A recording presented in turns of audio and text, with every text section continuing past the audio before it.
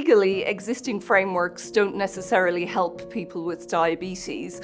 Calls for data ownership, which they have made, whilst understandable, don't sit easily with existing legal frameworks. The result is that there's a gap between what the law says on paper and what people with diabetes actually experience in the day-to-day management of their condition.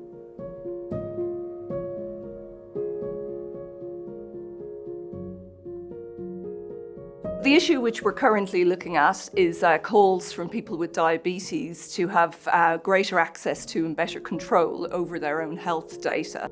They often wear devices such as continuous glucose monitors, and they use insulin pumps.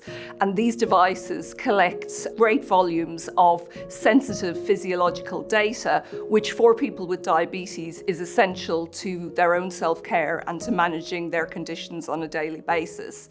However, one of the problems is that manufacturers tend to retain a lot of control over how that data is accessed, stored, and shared.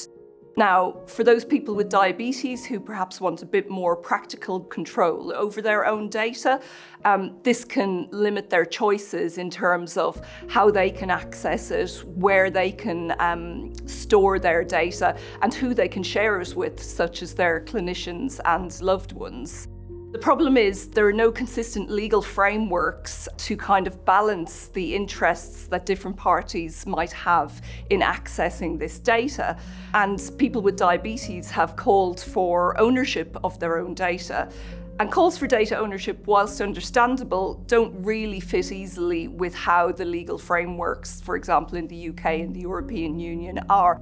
And they don't necessarily offer the types of protections that people with diabetes are after due to various issues with enforceability or practical problems. One way forward, which we've been working on with an international team of colleagues and people living with diabetes, is the Diabetes Data Rights Charter.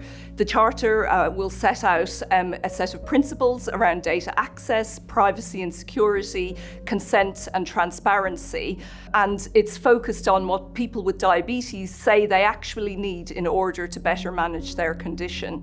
We're hoping that this will be endorsed and taken up by a range of stakeholders, including manufacturers and healthcare organisations. More broadly, this could be used as a model for regulators, manufacturers and healthcare organisations who want to design diabetes data governance in a way that centres the needs of those who the data actually affects and whose bodies generate that data.